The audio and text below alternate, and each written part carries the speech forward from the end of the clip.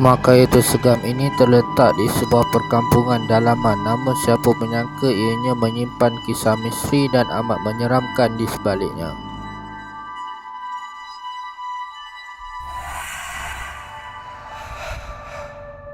Pemandangan di kiri kanan rumah ini adalah kebun kelapa sawit, sementara di belakangnya adalah hutan kecil yang agak tebal. Kami seramai 7 orang, kesemuanya bekerja sebagai unit semburan nyamuk, namun kami tidak menjalankan kerja di kampung ini. Kami hanya sekadar singgah di rumah nenek salah seorang kawan yang bekerja bersama kami.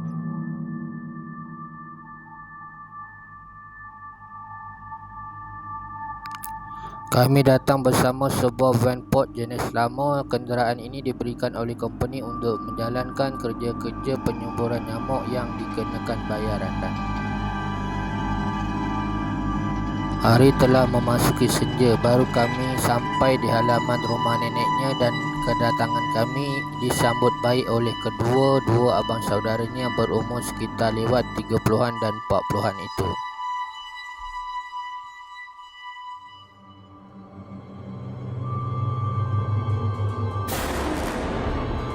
Sementara neneknya sedang sibuk memasak di dapur dan kami dijemput untuk menunaikan solat maghrib.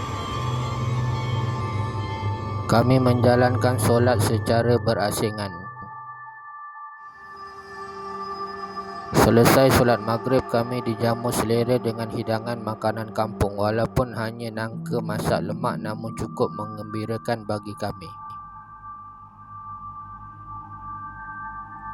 Selesai makan, kami pun berbual-bual buat seminit dua bersama nenek. Kemudian kami pun bergegas turun bila mendengar enjin van yang menderu.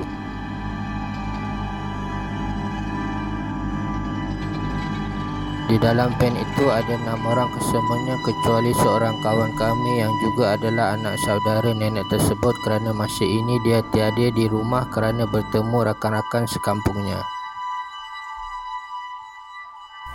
Lantas saja van yang dipandu memecut keluar daripada perkarangan rumah tersebut. "Kita nak ke mana ni, Sophie?" tanya Lan. Aku tak sedap lah tengok abang saudara Rudy yang sombong tu.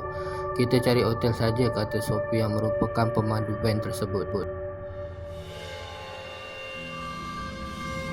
Kami semua aku saja keputusan Sophie. Sampai saja di bandar Batu Pahat ketika itu, malangnya kebanyakan kedai telah pun tutup. Malahan hotel yang kami cari juga tak kami temui. Lalu kami pun berhenti di satu jalan yang agak lengang. "Macam ni aja, kita tidur dalam van depan rumahnya itu," cadang Boy. "Bijak juga otak kau ni, tapi kita beli makanan dulu," balas Sophie setuju. Van pun terus bergerak semula dan menuju ke perhentian minyak, dan hanya itu saja pilihan yang ada buat kami. Kami pun memborong banyak makanan ringan dan air buat bekalan kami malam nanti. Dan hampir setengah jam di dalam van, akhirnya kami tiba semula di perkarangan rumah nenek Rudy itu.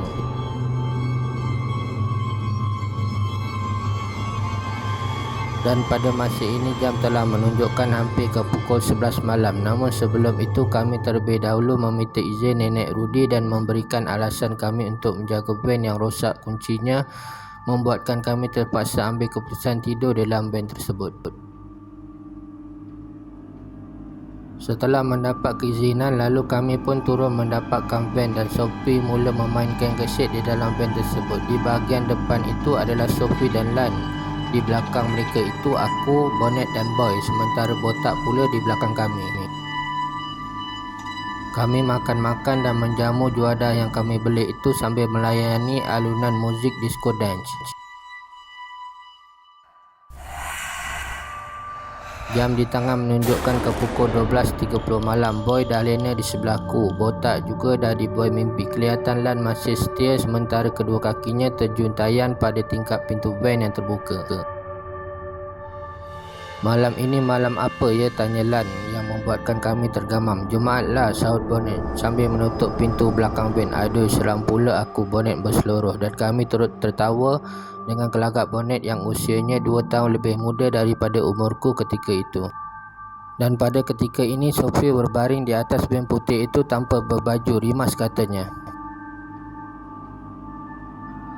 Jam terus berlalu dan bonet akhirnya terlena dan aku juga mengikutinya.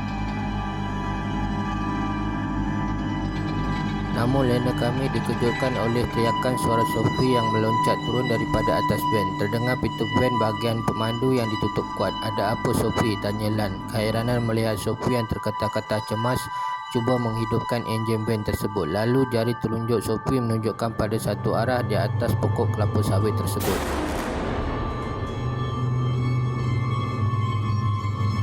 Mulanya kami menyangkakan ianya hanyalah suatu gurauan semata-mata. Biasalah, Sophie yang usianya lebih tua daripada kami yang usianya sebaya dengan Lan dan botak itu sememangnya suka buat lawak bodoh pada kami. Jadi lawaknya itu disambut oleh bonet. "Nanti aku tengok guna teropong angin keluar asap," sambil kedua tangan bonet digayakan seakan-akan sebuah teropong sambil ia tergelak kecil. Aku dan bonet tidak melihat apa-apa pun dari arah tingkap belakang itu dan tiba-tiba kami dikejutkan oleh suara Lan. Apa tu?" Terdengar suara daripada Lan sambil telunjuknya menunjukkan pada satu arah, dan kali ini giliran Lan pula yang kelihatan cemas dan menutup pintu serta tingkap van itu. Sementara aku dan bonet masih kebingungan dan terus memerhatikan arah yang ditunjukkan oleh Lan itu. Ada satu dahan pelepah kelapa sawit terbuntayan ke bawah dan kain putih meloncat dari dahan, bukan, tapi kepala saja yang berbaluti kain putih. Dan kepala itu meloncat dari dahan ke dahan. Apalagi aku dan bonet tak sanggup nak tengok apa-apa lagi. Lan dah terketa-keta ketakutan. Sophie pula cuba memetik kunci van, namun enjin van gagal dihidupkan dan hanya lampu depan van saja yang terpasang. Sementara itu Boy dan botak yang masih terpinga-pinga menjerit kerana makhluk mengerikan itu berada betul-betul pada cermin hadapan. Van kami macam ada satu kuasa yang menggoyang-goyangkannya. Sophie yang menekuk muka pada gear van cuba membaca ayatul kursi. Begitu juga dengan keadaan Lan. Dan tiba-tiba ada air menyebar tubuh kami. "Oi, bangun, dah pagi ni," kelihatan Sophie di bahagian pintu van belakang yang ternganga memegang sebuah baldi. Rupa-rupanya kami disimbak air olehnya. "Kau orang semua dah pingsan," kata Sophie pada kami. "Dah lah, nanti kat atas cerita, pergi mandi sana." Hari telah pun terang dan jam pada masa itu menunjukkan ke pukul 9 pagi. Selesai kami mandi, kami terus berkumpul di meja makan. Ada ubi rebus yang terhidang. Kelihatan Sophie bercerita kepada nenek apa yang telah berlaku pada kami semua. Nenek serta abang saudara Rudy juga heran dan mereka juga menjelaskan pada kami seringkali terdengar bunyi bergolekan di atas atap rumahnya. Ia adalah penanggalan. Itulah yang disaksikan oleh Boy dan botak yang akhirnya histeria sehingga tidak sedarkan diri malam itu. Itulah malam terakhir kami di situ dan selesai saja sarapan kami mengucapkan terima kasih kepada keluarga saudara Rudy. Namun Rudy tak pulang bersama kami.